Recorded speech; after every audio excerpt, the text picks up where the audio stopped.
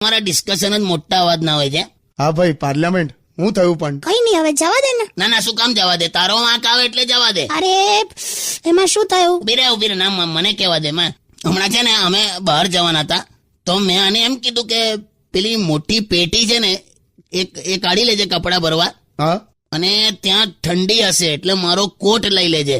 હા બસ હવે આટલું બોલીને હું નીચે ગયો ને બહાર પેલા બધા સોસાયટી વાળા આયા હતા, એમની હાથે ઉભો હતો. તો આ બારીમાંથી મોટેથી એવું કે, સાંભળો કે તમારો પેટીકોટ તૈયાર છે, પેટીકોટ લઈ લેજો, પેટીકોટ. થાય હવે હું થાય હવે? બંને શબ્દો અલગ અલગ છે. પેલા બધા હસી પડ્યા મારા પર. ખબર છે પેટીકોટ પહેરતો હશે, એવું ના થયું એમને? સારું, હવે કઈ નહીં, છોડો, હવે ના પહેરશો બસ. હું બોલી કઈ નહીં. કોઈ કોન્સેપ્ટ જ ક્લિયર નહીં ને. પ્રોબ્લેમ તારો તઈ જ છે. છોડો ને યાર કાકા. એવું નહીં યાર, આજે હમણાં મને આવીને હું કે ખબર છે કે તમને ખબર છે ડેન્ટિસ્ટ ની ત્યાં પણ વગર દાંતનું છોકરું જન્મે.